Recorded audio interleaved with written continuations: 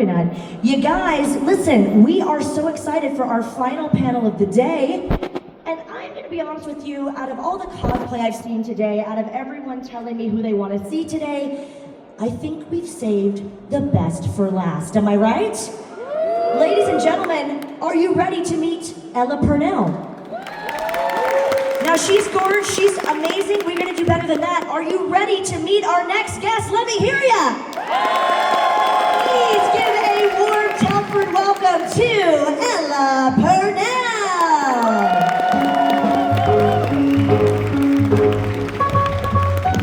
Speaking of putting the lime in the coconut, doesn't she look fabulous? Roll out to the fallout, baby, when they drop that bomb. Ladies and gentlemen, give it up one more time for Ella. Welcome, welcome. Thank you so much for being here at Comic-Con Midlands, our first time ever in Telford. You've been signing autographs, taking photos, and meeting your adoring fans all day. How's it been going for you? It's been good. This is my first ever Comic-Con. Wow! Yay! Yeah, it's been great. I've had a really great time meeting everyone. It is sensory overload though, isn't it? I mean, it's a lot to take in. I thrive in chaos. I love it. Yeah, it hasn't been that bad. It's honestly been really fun. Wonderful. Yeah. We have met some beautiful people here in Telford, and if you guys are here for the first time, I'm going to ask a few questions and fangirl myself. Then we have the standing microphone right over there, so you guys can ask questions. We'll get interactive. But we have to talk about what everyone is talking about, Fallout, which I think, by the way, that's probably the most cosplay I've seen today. So what's it like to see people in cosplay from something that you've been involved in, whether it's Fallout or anything else? It honestly never ever gets old. It's just amazing, and also I really just appreciate how much effort people put into getting dressed up and coming out here and meeting me. It's just like it's so lovely. It doesn't ever get old. It's just like really sweet. They're really sweet people here. Everyone's had amazing manners so far. Now, out of all the projects that you've done, is there something that you look back and you're particularly proud of? That you think, wow, that was something that meant a lot to me, or I really liked the performance that I gave? I think Fallout comes to mind first because it's the hardest thing I've ever done. It was a really tough shoot, and it was a long shoot, and it was very physically demanding, and I was in every day, and it's just a slog. It's hard to do, but it's also thing I'm the most proud of because it was so rewarding. Like every day, even though it was really hard and I was doing these crazy stunts and just being very tired, it still felt like every day we were making something really great and special. So and people love it. I mean, but what is it like to prepare for a role like that? I mean, physically, mentally, how did you prepare? Well, first of all, I had to go to the gym because Ew. I know it was disgusting. No, I'm not. I would not consider myself a fit, in shape person. I eat donuts for breakfast. But no, I had to go to the gym because I knew I was going to have a lot of stunts. I played the games. How ridiculous that that's what we consider work. Like, I played some video games. That's work. I got to do my research. Hand me the controller. It's so stupid.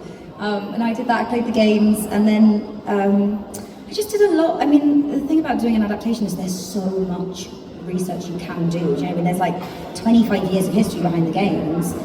There's so much lore to sink your teeth into, and I'm, obviously mainly focusing on Vault Tech and Vault Dwellers, and watching a lot of films, other really difficult work like that. Yeah.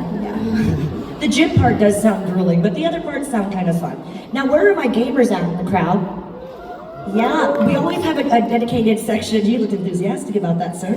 But there's always a gamers area dedicated to video games. Before this, were you a gamer yourself? And if so, what were you playing? Oh no. No, I wasn't a gamer. I used to play, I had a Nintendo DS when I was a kid. And I played Nintendogs, but I keep sort of forgetting about it, and then I'd come back and they would run away, so I'd have to start again every single time, so I got frustrated and quit. I did do Sims, but no, I'm not a gamer. Fallout was, I think, the first ever game I ever played, probably, and I'm really not very good at it. Just before anyone gets excited, I'm terrible at it. Yeah, apparently I need to invert the controls, whatever that means. I don't know. So we won't see you in the gaming area. Yeah, no, sorry. Any Lego games? No. Even I'm okay at those, and I'm horrible. Maybe I gotta try the Lego game. When in doubt, go Lego. It's true. We have so many fans of Fallout here, but there's also some other amazing things that you're doing. And you share a lot of what you're doing on Instagram. If you're not following Ella Purnell on Instagram, do yourself a favor, especially for my fashion gals. You seem to really love sharing some of your fashion shoots and kind of your red carpet looks. I saw you in a Miu Miu outfit that was stunning. But what's it like to share your looks and all of your life really on the internet, on the social media? You know, well, in terms of like the fashion element of that question, I would never dress myself up like that in real life. Like I wear these shoes. I think I've worn these shoes every day for 700 days in a row. It's all I do, all trainers, and it's really fun to like. This is all relatively new to me. To walk into a photo shoot and they've got this 60s concept. They've all of these different looks, and then at the end of it, you look in the mirror. I feel like I'm in Princess Diaries, and you turn them around and then they move the cards and you're like, wow. Like it's a completely different style every single time, and it's fun. And I also just really want to appreciate all of the people who put so much time and effort into those photo shoots, like the artistic directors and their hair and makeup and the costume stylists. And it's art, it's artistry, and it's just really cool to have a platform to be able to show that off. And you do it so well. It's so fun, especially for me loving fashion, to see all of your looks. And you do always tag the artistic, creative people that have helped you with the look, and there's always a theme. We love that. But getting into character, does hair and makeup and a costume, as it were, does it help you become that character? Yeah, it really does. I actually didn't realize how important it was to me until I started filming the movie I'm doing at the moment. I don't think I can say what she looks like, but I'll say it's not a haircut you've ever seen before. And when you're reading the script, you sort of, just like when you're reading a book or anything, you picture how you think those characters will look, and everyone's like idea in their head's going to be different. When I read the script, sometimes I think, oh, she'll have like blue eyes and blonde hair, and then I sit down and they do a bowl cut, and you're like, right, okay. And it completely changes how you play the character. It completely informs that decision. It's just like, it's going to sound really like actory and pretentious, but it changes the way that you carry yourself, the way you walk.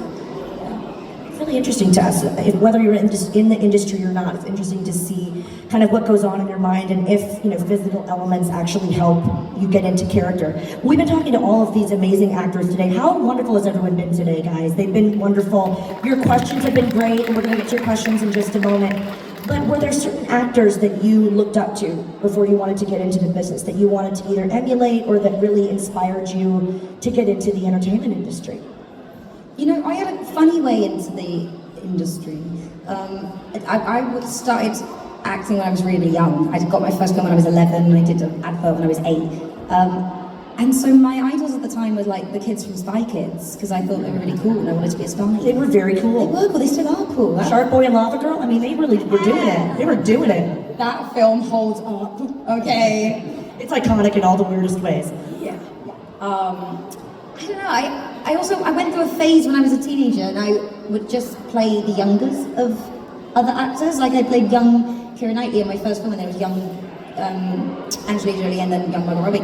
And so I just sort of got to meet them and watch them, and I guess become huge fans of them in the process of doing it. Does that make sense? I didn't go to drama school or anything like that. I just watched them and just literally copied and imitated them. Yeah. Mentioning amazing, talented actors, actresses, but I had to talk to you about Maleficent. So I wasn't sure. I'm a big Disney fan. I'm from Orlando. Hello, it's ingrained in you. But I wasn't sure what to think of Maleficent when I first saw it. I saw the first one, and then I was hooked to see the second one. I was so impressed with not only the CGI, should I say, the special effects, but the story, and I was just really into the movie more than I thought I would be.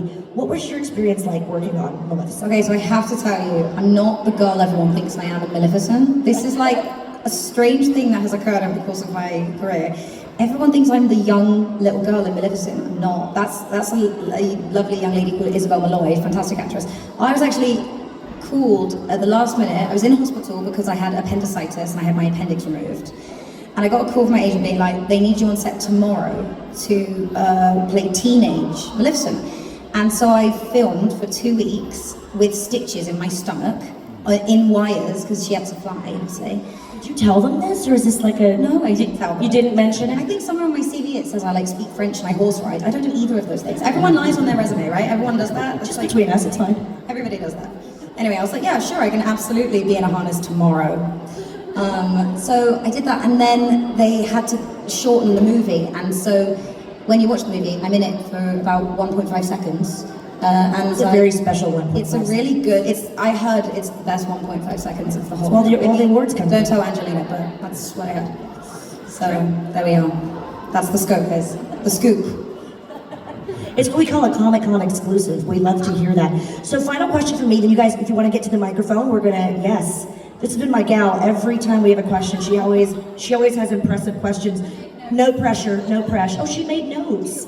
I love that. She came prepared. Final question for me. So I was obviously starstruck to meet many people here today, yourself included. Again, big fashion girls. I was like, what's she going to be wearing? I can't wait to meet you. But is there anyone at this Comic-Con or another Comic-Con? What's your first one, actually? So let's say this Comic-Con or anyone on set or at an event that you've met, a premiere, anyone that you've been like, okay, fangirl, stay cool. Jodie Foster. I just met her Wow. at a press thing, and I just love her. I loved her as an actress. I love her as a director. I watched her masterclass that she does, and it's phenomenal. And I never, ever approach people. I'm actually like, I get a bit shy, and I just had to do it. And I was like shaking, and she was so nice to me, but I was so nervous to meet her. She's amazing. I love to hear that because a lot of times people talk about being shy at Comic-Cons, and a lot of people meet people here for the first time, getting on stage to do cosplay, you know, people are shy or asking a question. So we love to hear your vulnerability for that, so thank you. We've got a question from our lovely gal in the front. Hi. So, to begin with, my sister and I first fell in love with you in Miss Peregrine's Home for Peculiar Children. You were just fantastic in that. And then we recently binge-watched Yellow Jackets.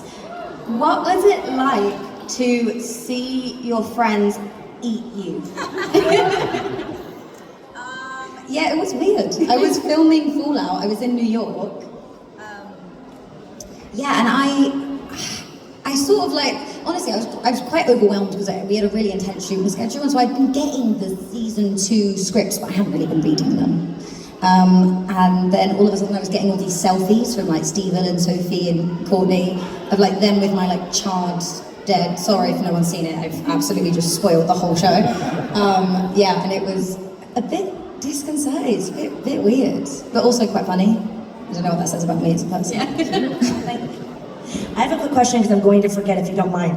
I saw an interview, again, lightly stalking your Instagram, an interview with you and Jimmy Fallon, who I absolutely love from SNL, and we were talking about your American accent, and I have to ask you, just again for my own fangirl moment, how did you get your American accent? Who and what did you study to get into the American accent? Because most people at Monopoly, they've told us that they studied like Eminem and rap music and things like that, and that worked for them.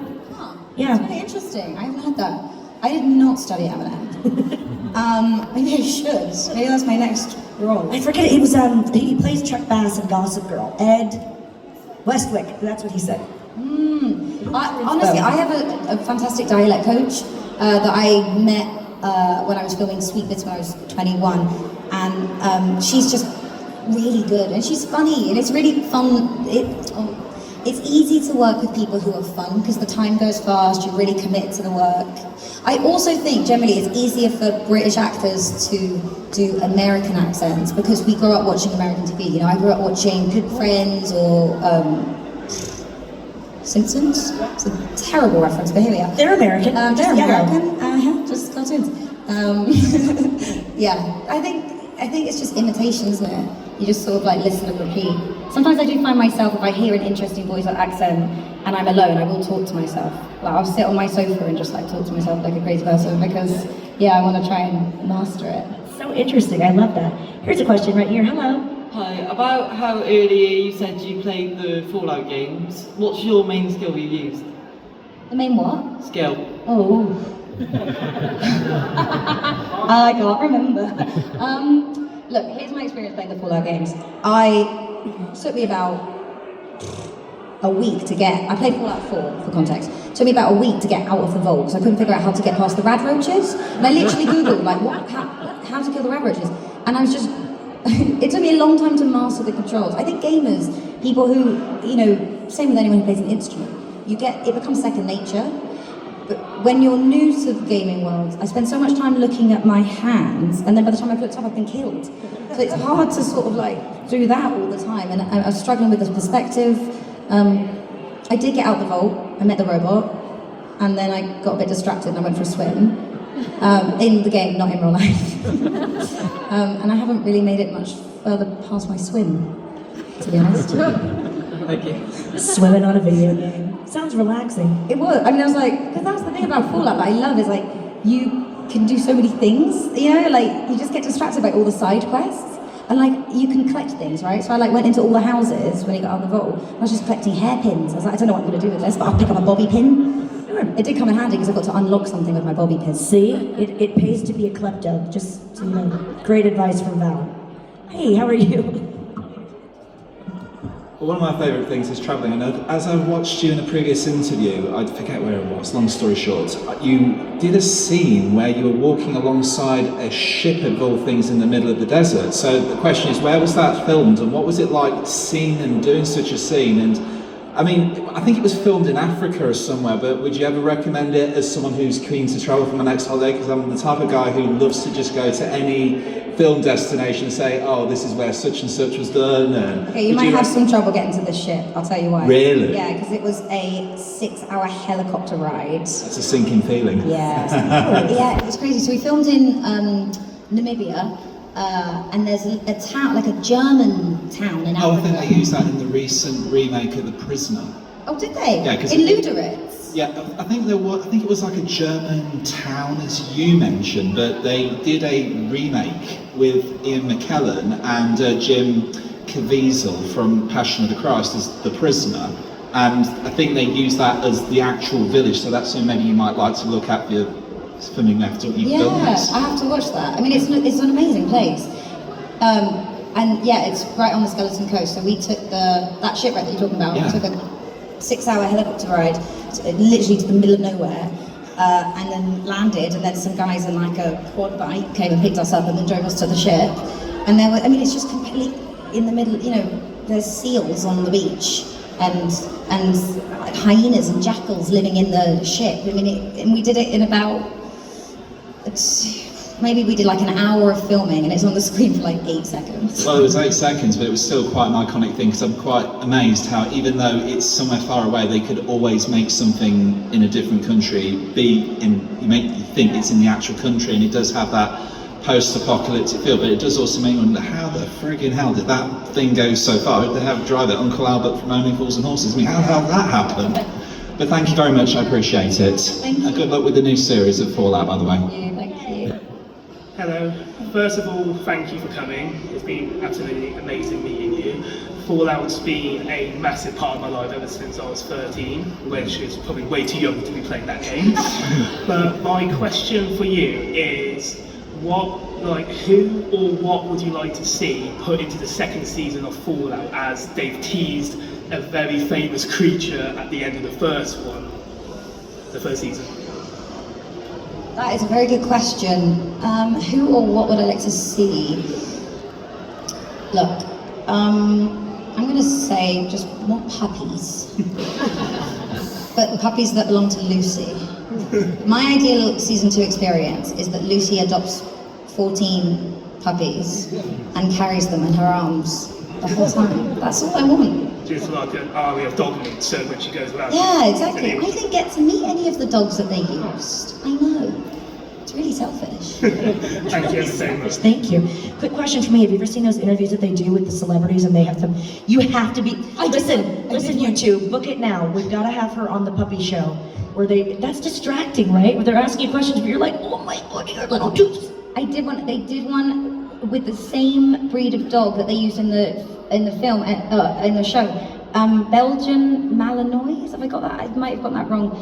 They are so cute, but I couldn't answer anything. They kept being like, Ella, because I was just so distracted. Your girl. Yeah. I'll go for a walk. The puppies. I love that. Hello, gorgeous. How are you? Hi, hello. Hi. Hi again, Sarah. I have a question for you, Ella. I'm asking about, since you're doing a lot of shows now and they're amazing, you're an amazing actress. what sort of emotion do you enjoy playing most? Not just like happy stuff, like what, even if it's like sad or like angry or whatever, when you play it, you're like, oh, I want to do that again. That's a really good question. You know, I've never ever been asked that question before.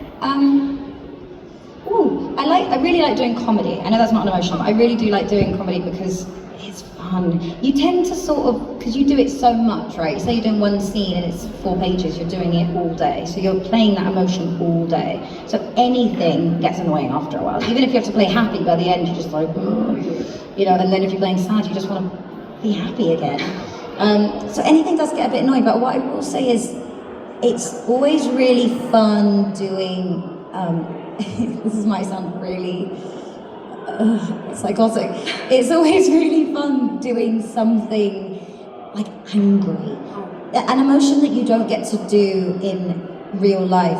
Well, not don't get to, I guess I can be angry if I want, but I'm not really angry. People get mad at you back, so you're allowed to be mad as much as you want. Right? Yeah, I can't do any of that stuff in real life, can I? No, it's always fun to do angry because you get to like really lose your temper and like, I don't know, just lose your inhibition a little bit. It's whatever, you know, we kind of really love to do that. Yeah. Everyone's got to blow off steam once in a while.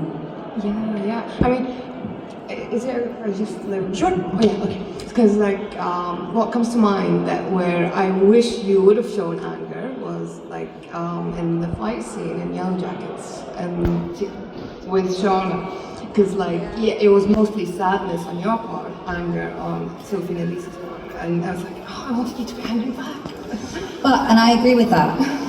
But I think when you're acting, when we did that scene, because we tried it so many different ways, right? We tried angry, we tried sad, and then it's up to the director to cut it together however they want. And the reason why I think it works so well is you haven't seen Shauna angry, you know, and you have to understand when you're playing a role, yes, your role and your emotions, but also you in context of the show, your role within, you know, what's your purpose in the whole show? What do you represent? What do you symbolize? And I think that moment, it's actually about, you know, Shauna stepping into her power. That moment is not about Jackie. It feels like it is, but it's not. It's about Shauna really just getting to say her piece. And so it's so powerful when Jackie, the feistiest person, she's got nothing left, you know? I don't know. Thank you. Great question. Great question. Thank you so much. You look amazing. Welcome. Thank you. Hi, Emma. I know you mostly from playing Jinx in Arcane, and I just wanted to ask a bit more about how that experience voicing Jinx was for you. It was amazing. It's always funny doing voiceover stuff because it takes a lot longer. So you'll do maybe an episode, and then 3 months later you'll do another episode, and then 3 months later you do another episode. So you sort of forget what happened, and you have to reread the script and like refresh yourself. And also you're not, for Arcane at least, I'm doing it by myself. So you're not reading opposite other actors. So then when you actually get to see the show at the end, you're like, oh, that's what he sounds like. Because again, you've got your own idea of what it is, but you've got no idea, you know, what it's going to come out like. It's always such a treat to watch the finished product because you've got no clue what it's going to look like or sound like. Did you enjoy the show? Yeah. At the end of it? Yeah. I feel like it's always weird when you say, I like something that I'm in, because it sounds like a bit conceited, but like, yeah, I really liked Arcane. I love me in that. I loved my performance. Yeah, I thought I was so nice. I was killing it out. The show is good. The show is good. I totally get it. Thank you so much. Hey there. I just wondered, in your mind, what makes a good working environment on set, and what's the most useful note you've ever been given by a director? Ooh, 2 fantastic questions. I love your first question because this is something that I feel very passionately about, is the environment on set. It can be a very toxic industry. It's long working hours, the crew are definitely underpaid and overworked. It's a difficult system, you know, and I think safety on set for me is paramount importance. Absolutely the most important thing. I also think just being nice. You know, there's this ego thing that we've got in this industry, which is ridiculous. We think about it, like, what we do, we just want to float in rock, making movies, like, chill out. And I think that's the most important thing, is like being nice to each other, being considerate, and getting rid of ego, and looking out for each other and advocating for each other. And if you see someone struggling, don't put pressure on them, help them. I think that's the most important thing. I really do feel strongly about that. And then your second question about the no. Oh, I've had so many good ones, and it's hard to pick. I think I go back to Fallout, working with Jonathan Nolan. It's very rare to find a director who's got the technical skills, like he knows everything about cameras and lenses and all that stuff, and also the emotional stuff. Yeah. And all the emotional stuff. He can give you good acting notes as well. And he gave me one note when we were filming that scene with Marjune in Philly, when Lucy's asking, she's sitting at the counter, or standing at the counter, and he says, when you're talking about, what do you say? When you're talking about like, we vault dwellers, we appreciate, the position that we've been given in life. Just look around you at like what Philly is. It's a town made of trash. It's a town it's literally on a landfill. And it just totally changed the performance. It completely changed the entire trajectory of Lucy. She became so self-aware of her privilege, which I think is key to breaking her down. Sorry, I went on a tangent, but I liked your question. Thank you very much. Cheers. Thank you. Hello. Hey, so one of my favourite things about Fallout is just how incredibly funny it is. So my question is, was there ever a line or a scene that was hard to complete just because of how funny it was from using acting? Oh, another good question. I've never been asked any of these questions before. And it's because they're coming from is that Austin Powers? Hello, Austin. Cheeky old bugger. Wow. Gosh, my ADHD has never been so strong. I couldn't stop looking at him. He was sitting right there. I was like, oh, behave. So blocky, you look amazing. Is there a scene that was so funny? You know what? It's sort of... When we were doing the Gulper, my segment of the Gulper stuff, which is quite a serious scene, Lucy's being tortured, they were doing second unit on the other side of the lake, and they were filming Johnny Pemberton, who plays Maximus's squire, being pulled out of the Gulper with all of the, those who've seen it, you know what I'm talking about, all the slime and the gore and the throw up coming out of him, and all we, that really high-pitched scream he does, all we could hear in the middle of, we'd be doing a really serious moment, we just hear Johnny being like, "Ah!" from the other side of the lake, and it's like, you can't keep a straight face when you just hear this bloke screaming from the other side of the lake. So that's one of them. Thanks. Thank you. Hiya. What was it like being a director first time when you made Junk Mail? Oh, thank you for knowing that and watching that. I love that project. I loved it. I'm going to be directing more things. It's something I want to pursue and do in my life, and it was a fantastic experience. It helped me in so many ways because I think it made me realise that I sort of didn't really know what I was doing, but it's all for lack of being, I don't want to be cheesy, but it's all inside. I have it. I've been doing this since I was 11 years old. It's a long time, and so you doubt yourself, but then I really got on set and I actually did know what I was doing, and it gave me a lot of confidence, which is it was a really special project for me. Thank you. I thought it was great. Thank you. By the way, she's a Jill of all trades. In front of the camera, behind the camera. Round of applause for being a well-rounded gal. Sisters doing it for themselves. Very cool. Hello, Doctor. Hello. I forget that it's so loud. My name's Artemis. Nice to meet you. So, did you just say that this is your first Comic-Con? Yeah. This is mine also too. Round of applause for Artemis. One of us. Thank you. I finally found my people, haven't I? I had another question, but then you just mentioned that you have ADHD, and I'm not diagnosed, but I think I have it. I think I have autism, although I'm on the list to be diagnosed. So I was just wondering, how do you deal with that day to day? Is there obviously we have problems with laundry and all that sort of stuff, and then of course you've got to come here and do this, and I guess this is really overwhelming for you as well. How do you deal with that on a daily basis, and then also in your job on set and stuff? So good question, and it's something that I'm also very recently diagnosed. It's something that probably knew I had. My parents definitely knew. I told them and they were like, yeah, obviously. Well, I'll tell you little practical things. Body doubling I find really helpful. I kind of can't really get anything done unless someone's sitting there with me, which is really annoying. I feel like I need an adult babysitter, but yeah. You need an adult to your adult. Yeah, that's why if I can't get work done at home, I go to a coffee shop, and I just being around people you know, makes me more productive. Just knowing myself and knowing like how to eliminate distractions and lists. Oh my gosh, I have so many lists, and they're essential. Without my lists, I would fall apart. It's also just a lot of information on. God, I'm good. Look, I know everything. Not everything on the internet is true. However, there is some useful information, and I find there's like a couple of accounts on Instagram that talk about ADHD and specifically ADHD in women. And I found that a really useful resource because I think it shows up differently for different people. And so, the symptoms are different, I think, for women and for men, and also therefore the solutions are different. Yeah. But I also think it's kind of a superpower, and I also feel like that's who I am, and I don't. Yeah, it's annoying sometimes, but I also like who I am. I like it. Yeah. I don't want to get rid of it. Can I ask my other question that I was meant to ask? Sure. I first watched you in Miss Peregrine's Home for Peculiar Children. I watched that film. It's a comfort film of mine, mainly because I was so in love with Asa Butterfield as a child. I mean, aren't we all? And Eva Green. I mean, goddess, right? What was it like working with them? And sort of, we talked, I know Val talked about this earlier with other artists and stuff.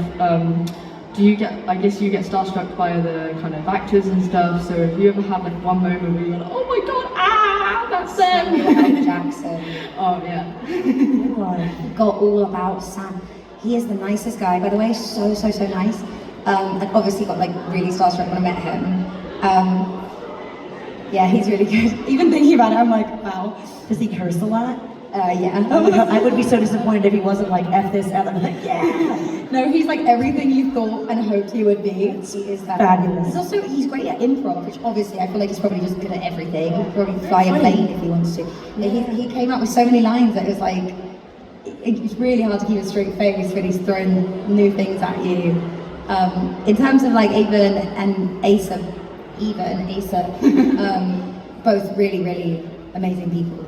Really amazing people, incredibly talented. And Asa's been a friend of mine since we were like 14, so it was also really lovely to work with my friends. Yeah, we did. Thank you very much. Thank you, Artemis. Welcome to the dark side. Thanks for coming to Comic-Con. It's all downhill from here. No, I'm kidding.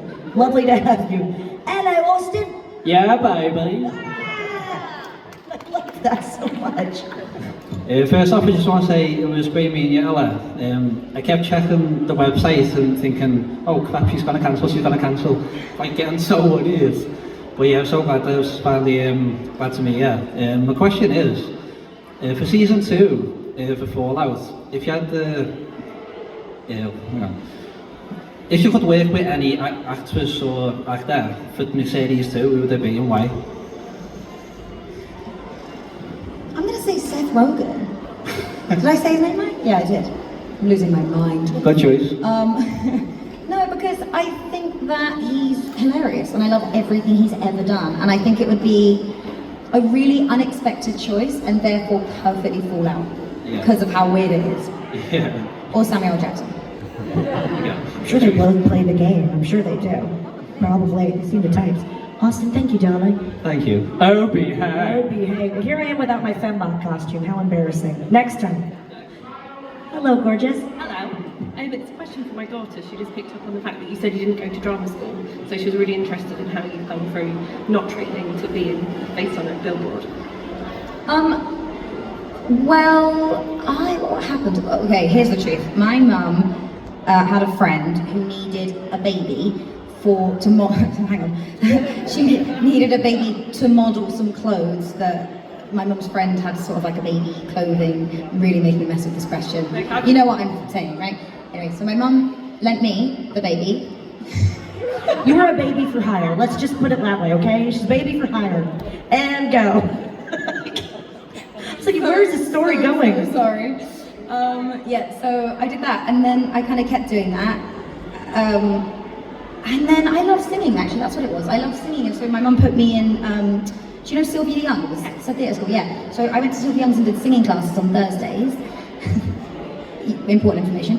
And then one of the agents was like, has she ever thought about acting? And I was like, yeah, okay. And then so I got in the agency really young, and then just started going to loads of auditions. I did an advert for a sweet called Toffee Feed, if anybody knows it, like caramel candy, yeah. Did that when I was 8.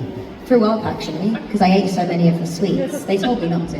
And then I did my film when I was 11, and I don't know, it just kind of kept going. There was a point when I was 18, because I did all my school and everything while I was working, which was really tough. And there was a point when I was 18 and I got a place at university and I really wanted to go. And then literally the day before I was going to accept, I found out I got Miss Peregrine's. So I was like, a crossroads that we have come to. And I chose Miss Peregrine, here I am. Thank you. That was so much more of an entertaining story than I thought it was going to be. I tend to go on like crazy tangents. This woman needed a baby and it's hilarious. You're fun. Hello. Hello.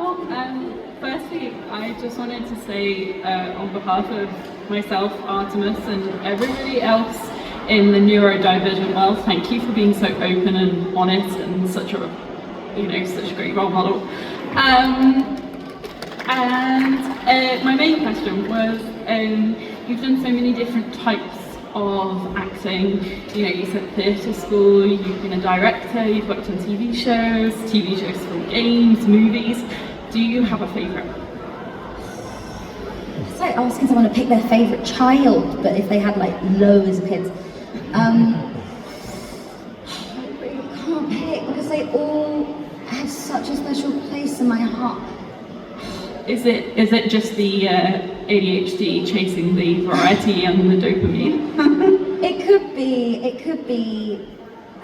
I don't know, honestly, I really like directing and I want to focus on that. I'm always going to act, I hope, oh my god, fingers crossed. Because it lets me, it's fun and addictive and I can just get out all my emotions and meet really cool people. But I want to try something new and I want to do something that challenges me and I want to tell my own stories and I got a lot of stuff to say, clearly. So yeah, I'm going to focus on that, I think, soon. Thank you. Great question, thank you. We're going to do our 2 final questions here. How are you? Hey, first question, I saw on Instagram you bruised your eye. Someone asked how your eye is. It's better, thank you. I fell down the stairs and I gave myself a black eye. Someone randomly told me that and I was like, what? It's terrible. I went to the doctors and they were like, you probably have a light concussion. And then I went to work the next day and did a full day. Okay, so we're gonna have to have a talk because first you're bursting your appendix and you're flying around. Then you've got the eye thing. Oh my gosh. No, but to be fair, they were like 8 years apart, so sure, it's fine. You were due another injury-ridden project. What a badass. Thank you for asking. And then final one, I want to hear your 4 favourite movies. My 4 favourite movies. 4 is a very specific number. It's from Letterboxd. Oh, like your Mount Rushmore of movies? Sorry, that's an American term. It's a Mount. Go ahead. Oh, people always choose really serious movies and I always feel really embarrassed because mine aren't like cool enough or like, I don't know, serious enough. Here we go. Lilo and Stitch. I love that film. Thank you for the support. I needed that. I needed that confidence boost. I love the film Juno, actually. I really love that film. I love Harry Potter. I love all of them. This is really the right crowd. It is. You could say Flubber, and they're like, yes, Flubber. Okay, I've got 2 more actually. I'm so sorry, I'm cheating.